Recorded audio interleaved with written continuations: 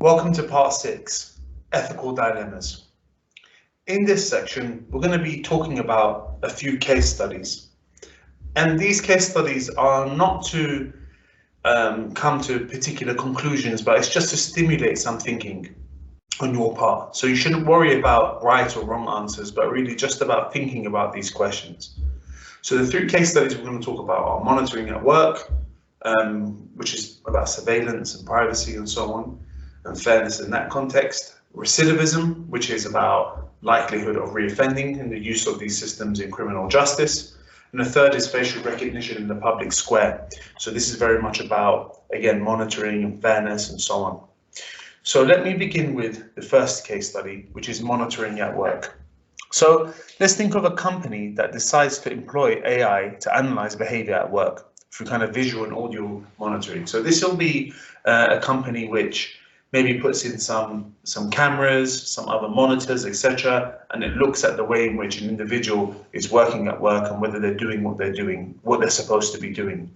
So we can think about why a company would want to do this. So they'd want to monitor their behavior or the behavior of an individual so they could see whether or not they're on their desk when they should be, whether they're working with who they say they're working with, whether they come in at what time they come in, and so on and so forth, to perhaps measure their productivity.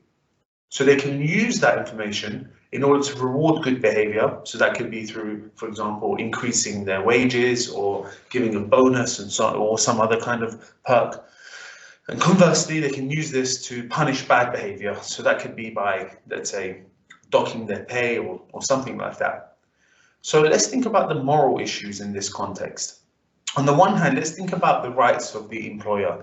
So they have a right, surely, if they're paying someone a wage, to know what they're doing at work, to see if they're actually doing what they're claiming to be doing and spending the hours that they're billing for and so on and so forth. So it seems fair in some sense that a company should be able to know this information about an individual at work, given that it's the workspace.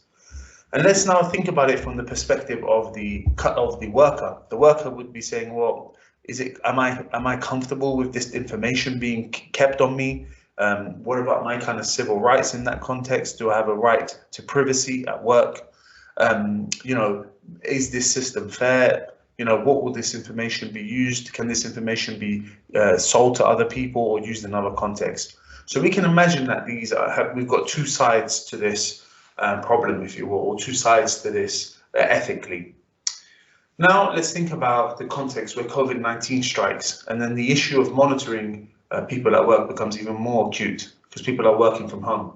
So we can think that people are monitored through tracking their keyboard use, their mouse, their email activity. Some people are asked to put a camera on so that the employee can know if they're working at the times that they're claiming to work, and so on and so forth. So in that context, we can think of it, there's a whole different set of ethical issues emerge and issues of fairness emerge.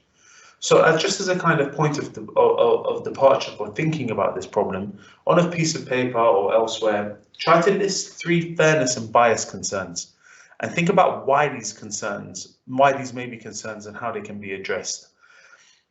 Think about the ethical significance of shift to home work in terms of fairness. Now, with respect to fairness, also think about issues like about the cost of the kind of technologies needed to monitor in that way. Think about issues such as whether or not an individual has access to a particular kind of internet or internet access and so on, whether or not the bandwidth is affected. Think also about issues such as people who work from home, who have kind of care for children and so on and so forth. So you can think of a whole bunch of layers of issues in terms of fairness that come about in this context. So let's think about a second case study, which is recidivism. So recidivism is the calculation of the likelihood or that somebody is going to reoffend. So this is a really hot case study, and the picture that I've given there on the right of the screen is from very famous cases where particular demographics who were not as likely to reoffend, they hadn't committed as many crimes, they were doing petty crimes, etc., were given higher risk scores than people from other backgrounds who were more criminal, if you will, they were given lower risk measures because of, well, the idea was that the bias was because of racial reasons. So these systems have been shown to be biased towards certain groups.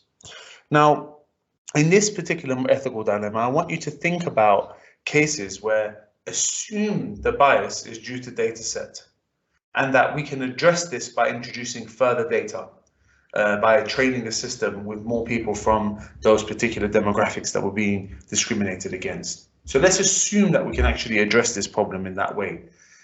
Even if the system is debiased, are there ethical issues with using this kind of system? Are there fairness issues with using this kind of system? Try to give some reasons for and against it. And I just want to caveat this, which is, if you think, oh, the automated systems are biased and we shouldn't use them, remember the context where the non-automated systems, our traditional systems, have been shown to be highly biased as well. So it's not as simple as just not using the automated systems is going to ensure that these systems, that the bias is removed. So try to think about that problem in that way.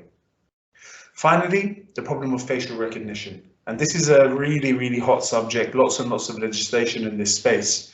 And facial recognition has been used for a long time. So you can imagine often when you're logging onto your phone or to another device, people use facial recognition technologies. The case study that we're using here is in the public space. So this could be in things like a train station or, you know, in a sporting event or something like that, where the police or some other security service puts a system that can identify an individual live. So here, let's say there is, and I've been identified as someone of interest, and if I'm walking in that space, they'll be able to know immediately if I am there. So these systems have been shown to be inaccurate. They've been shown to be unfair to particular demographics. So given this context, given this context, is it fair to use these systems to identify known criminals? So let's think about that first question. So if we know that someone's a criminal in a particular space, is it okay to use a system to identify those people? Now let's think about a different context. Is it okay to use these systems in the context of airport passport control? So I noticed myself that the system has become pretty much like that when you travel, especially around Europe. And finally, is it fair to use this kind of system in the context of sporting events? So neither critical nor non-critical. Still, you know, these are spaces where potentially crime can occur or high-profile cases like terrorism can occur. Are these spaces justified in using facial recognition technologies? And let me just, you know, when you're thinking about this problem, remember that false positives can occur where somebody is identified falsely. And even though they may be let go afterwards when it becomes clear that they're not the person that people are worried that they were, it's quite traumatic to have to go through that kind of experience. So please think about that problem. So these are ethical dilemmas, and they should all be thought about in context of just generally thinking about these problems, not thinking about specific solutions, but just generally trying to think deeper about these problems. Thank you.